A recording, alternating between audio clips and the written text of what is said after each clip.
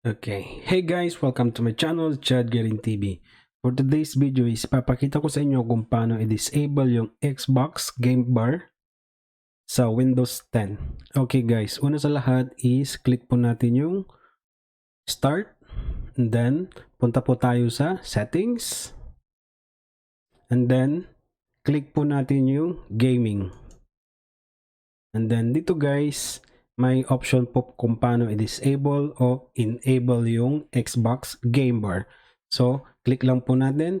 And then dito guys, pwede nating i-enable yung controller Xbox.